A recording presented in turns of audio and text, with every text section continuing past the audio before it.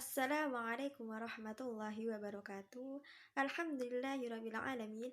Assalatu wassalamu ala asrafil anbiya'i wal mursalin Sayyidina wa maulana Muhammadin wa ala alihi wa sahbihi ajma'in, amma ba'du. Yang terhormat kepada Bapak pengampu mata kuliah Ilmu Pendidikan Bapak Gunawan, serta teman-temanku yang saya sayangi.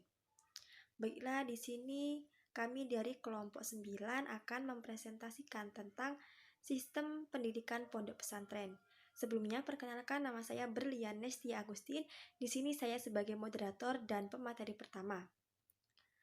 Baiklah, sebelumnya saya mengucapkan terima kasih kepada teman-teman yang telah menonton video ini.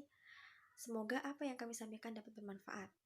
Baik, langsung saja saya akan mempresentasikan dan menjelaskan tentang sistem pendidikan pesantren. Sistem pendidikan pesantren yaitu sarana yang berupa perangkat organisasi yang diciptakan untuk mencapai tujuan pendidikan yang berlangsung dalam pesantren. Jadi, sistem pendidikan pesantren adalah sarana yang digunakan atau diciptakan untuk mencapai tujuan pendidikan selama kita di pesantren. Jadi pembelajaran di pesantren itu akan berjalan dengan baik dan lancar apabila pesantren tersebut memiliki sistem yang baik. Kemudian saya akan menjelaskan tentang tipe pesantren. Tipe pesantren atau pola pesantren itu dibagi menjadi dua. Yang pertama berdasarkan fisik dan yang kedua berdasarkan kurikulum.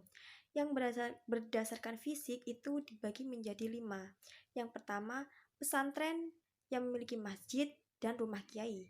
Tipe kedua, pesantren yang memiliki masjid, rumah kiai, serta asrama. Kemudian yang ketiga, pesantren yang memiliki masjid, rumah kiai, asrama, dan madrasah. Kemudian yang keempat adalah pesantren yang memiliki masjid, rumah kiai, asrama, madrasah, dan tempat keterampilan seperti koperasi. Kemudian yang kelima adalah pesantren yang memiliki masjid, rumah kiai, asrama, madrasah, tempat olahraga, perguruan tinggi, gedung pertemuan, dan sekolah umum.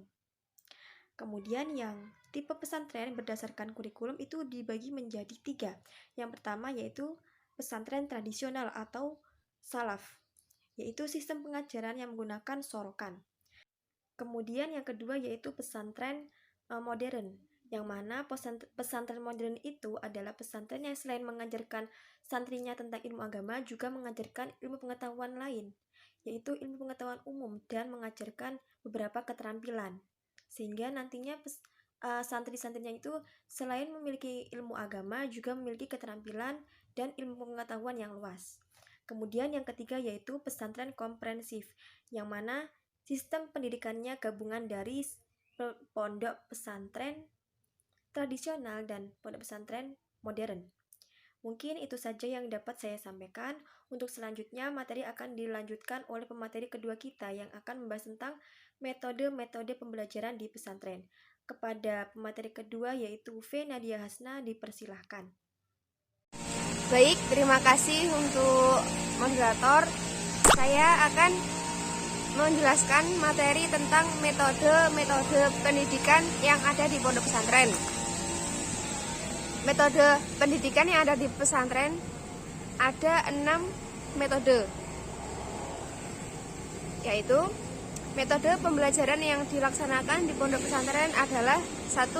Metode otonan, yaitu kiai membacakan salah satu kitab di depan para santri yang juga memegang dan memperhatikan kitab yang sama. Santri yang mengikuti metode pembelajaran sistem otonan adalah santri yang sifatnya campuran, yakni santri mukim, santri kalong, dan santri umum. Kedua, metode sorokan. Metode sorokan adalah metode pembelajaran sistem privat yang dilakukan santri kepada seorang kiai. Dalam metode sorokan, santri mendatangi kiai dengan membawa kitab kuning atau kitab gundul, lalu membacanya di depan kiai dan menerjemahkannya. Untuk yang ketiga, metode muhawaroh. Metode ini adalah suatu kegiatan berlatih bercakap-cakap dengan bahasa Arab yang diwajibkan oleh pesantren kepada para santri selama mereka tinggal di pondok pesantren. Di beberapa pesantren, metode tersebut tidak diwajibkan setiap hari, hanya hari-hari tertentu atau 1-2 kali dalam seminggu. Keempat, metode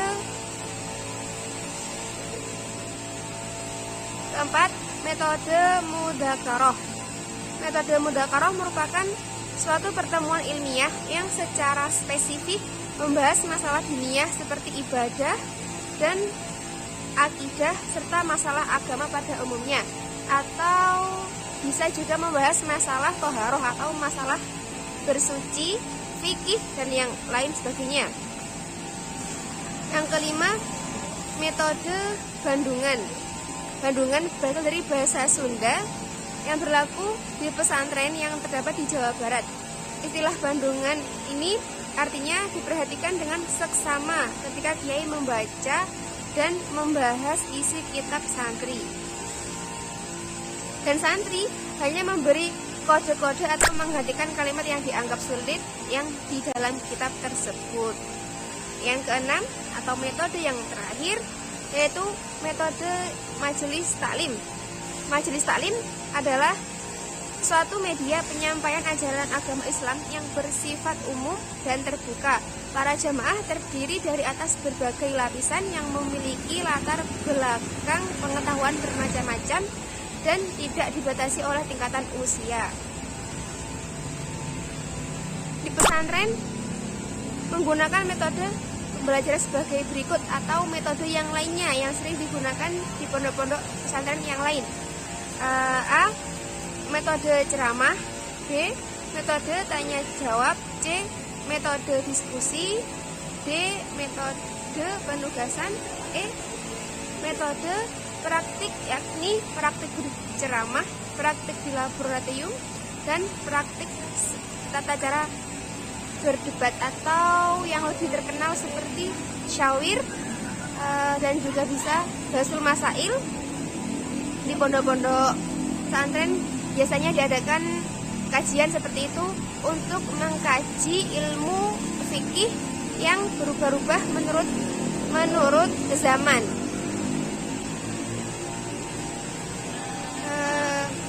Sekian presentasi dari saya. Saya kembalikan ke moderator. Terima kasih. Disampaikan terima kasih. Untuk selanjutnya, materi tentang Undang-Undang Pesantren akan dijelaskan oleh pemateri ketiga kita, yaitu Ahmad Fajar Rizky. Kepadanya waktu dan tempat dipersilahkan. Baik, Assalamualaikum warahmatullahi wabarakatuh. Pertama-tama terima kasih kepada moderator telah memberikan saya waktunya untuk melanjutkan presentasi yang berjudul tentang sistem pendidikan pondok pesantren, yang mana di sini saya terbagi kebagian untuk menerangkan tentang undang-undang pesantren. Baik, langsung saja. Secara normatif, Undang-Undang Nomor 18 Tahun 2019 tentang pesantren hadir sebagai bentuk rekognisi atau pengakuan negara terhadap pesantren. Rekognisi tersebut adalah bentuk pengakuan negara terhadap kekhasan pesantren. Undang-undang pesantren hadir sebagai landasan hukum untuk memberikan afirmasi dan fasilitasi perkembangan pesantren. Undang-undang pesantren mengatur mengenai menyelenggarakan fungsi pendidikan, fungsi dakwah, fungsi pemberdayaan masyarakat melalui Undang-Undang Pesantren, penyelenggaraan pendidikan pesantren sebagai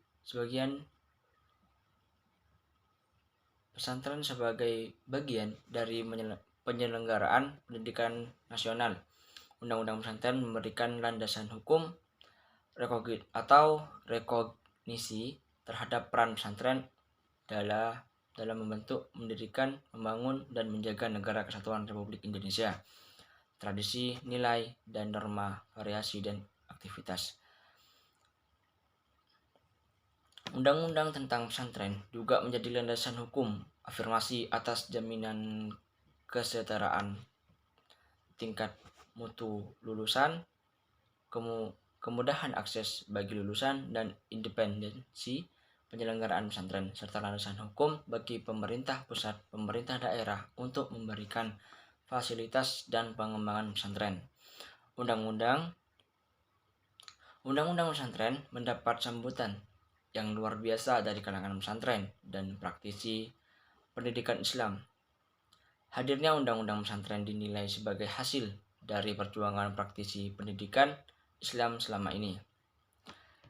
Undang-undang pesantren menebar harapan akan perkembangan pesantren sebagai lembaga pendidikan yang tidak lagi dianggap kelas 2. Namun pesantren yang merupakan bagian tak terpisahkan dari sistem pendidikan nasional. Namun perlu disadari bagaimanapun undang-undang pesantren adalah sebuah normativitas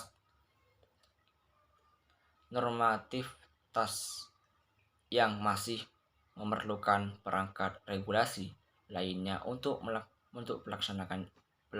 pelaksanaannya. Sebagaimana undang-undang yang lain, undang-undang pesantren adalah produk dari kesepakatan politik.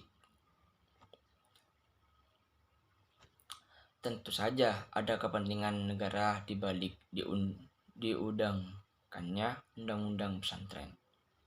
Negara tentu saja memiliki kepentingan untuk mengontrol setiap warga negara, termasuk pesantren, sebagai sebuah subsistem dalam masyarakat yang selama ini telah dikenal sebagai bagian dari kekuatan kontrol kelas menengah yang paling kuat.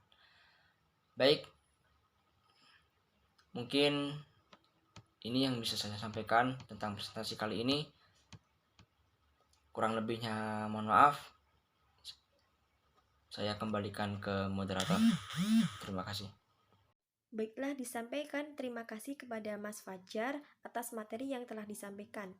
Untuk materi yang terakhir yaitu tentang tujuan pendidikan pesantren yang akan dijelaskan oleh pemateri keempat kita yaitu Mbak Kumala Syarifah. Kepadanya waktu dan tempat dipersilahkan. Assalamualaikum warahmatullahi wabarakatuh. Terima kasih kepada moderator atas waktunya. Saya akan melanjutkan materi ketiga, langsung saja. Tujuan pendidikan pesantren. Yang pertama, tujuan umum. Tertuang pada kitab Ta'alim Muta'alim yang mana termuat dalam satu hadis. Yang kedua, tujuan utama. Menyiapkan calon lulusan yang menguasai ilmu agama. Yang ketiga, selain itu tujuan pendidikan pesantren untuk mempersiapkan santri agar menjadi orang alim dalam ilmu agama yang telah diajarkan kiai dan mengamalkannya pada masyarakat. Sekian dari saya. Terima kasih. Assalamualaikum warahmatullahi wabarakatuh. Baik, disampaikan terima kasih kepada Mbak Kumala Syarifah atas materi yang telah dijelaskan. Mungkin itu saja yang dapat kami sampaikan. Apabila ada kekurangan dalam penyampaian dan ada kesalahan baik disengaja maupun tidak sengaja, kami mohon maaf yang sebesar-besarnya. Ihdinas siratal mustaqim. Wassalamualaikum warahmatullahi wabarakatuh.